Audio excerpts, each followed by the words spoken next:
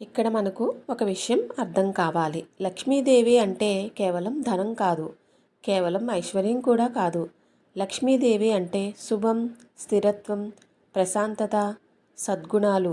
అందుకే గరుడ పురాణం స్పష్టంగా చెబుతుంది.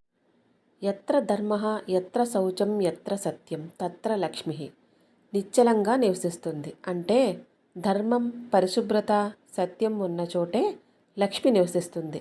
ఇప్పుడు మనం లక్ష్మీదేవి ఎందుకు ఇంట్లో నిలవడం లేదు, ఎందుకు వస్తూ వెళ్ళిపోతూ ఉంటుందో తెలుసుకుందాం.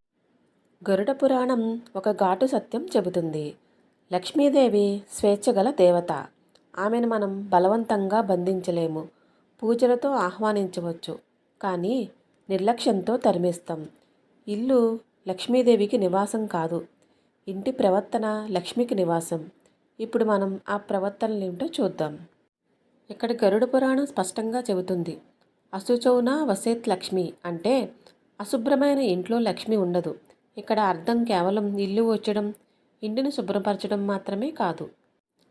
ఇంట్లో ఎప్పుడూ చెత్త పేరుకుని ఉండడం, పనికిరాని వస్తువులను, పగిలిన వస్తువులను ఇంట్లో ఉంచుకోవడం, రాత్రి వంటగది శుభ్రం చేయకుండా గిన్నెలు అస్తవ్యస్తంగా ఉండడం, విరిగిన పాత్రలు, పగిలిన గాజులు ఇవన్నీ లక్ష్మీదేవికి అసహ్యం. ఇక్కడే చాలామంది ఒక తప్పు చేస్తారు. పూజ చేస్తున్నాం కదా అనుకుంటారే కానీ ఇవి పట్టించుకోరు. ఇక్కడ గరుడ పురాణం ఒక స్పష్టమైన హెచ్చరిక ఇస్తుంది. పూజలు చేస్తున్నా కూడా ధర్మం లేకపోతే లక్ష్మి రాదు. అంటే అబద్ధం మాట్లాడడం, ఇతరులను మోసం చేయడం, అన్యాయంగా సంపాదించడం వంటివి. కుటుంబంలో మాటల దాడులు, ద్వేషము, ఇలాంటి ఇంట్లో దీపం వెలిగించినా, మంత్రాలు జపించినా కూడా లక్ష్మీదేవి నిలవదు. ఎందుకంటే లక్ష్మీదేవి ధనానికి మాత్రమే కాదు దేవత, ధర్మానికి దేవత. ఇప్పుడు అసలు కీలకమైన విషయాన్ని చూద్దాం. గరుడ పురాణం చాలా గట్టిగా చెబుతుంది. ఎత్ర నార్యస్తు పూజ్యంతే తత్ర రమంత్రే దేవతః అంటే ఇంట్లో స్త్రీకి గౌరవం ఉన్న చోటే దేవతలు నివసిస్తారు. ఇక్కడ స్త్రీ అంటే కేవలం తల్లి, భార్య, కోడలు, చెల్లి, అక్క, వారిని అవమానించే ఇల్లులు. ఇలాంటి ఇంట్లో ఎంత ధనం వచ్చినా నిలవదు. ఇది చాలామందికి చేదు నిజం.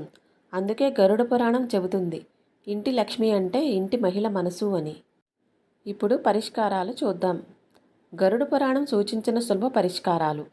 ఉదయం లేచిన వెంటనే ఇంటిని శుభ్రం చేయడం, తులసి మొక్కకు నీళ్లు పోయడం, ఇంట్లో వాదనలు తగ్గించడం, సంపాదనలో సత్యం పాటించడం, శుక్రవారం దీపం వెలిగించి లక్ష్మీ స్తోత్రాలు చదవడం.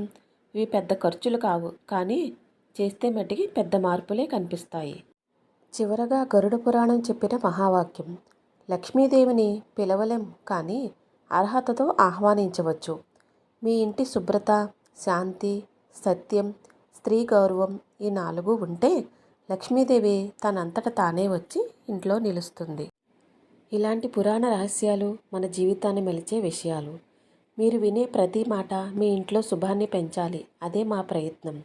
ఇలాంటి ధర్మపదాలు తెలుసుకోవాలి అనుకుంటే వెంటనే మన ఛానల్ని సబ్స్క్రైబ్ చేసుకోండి.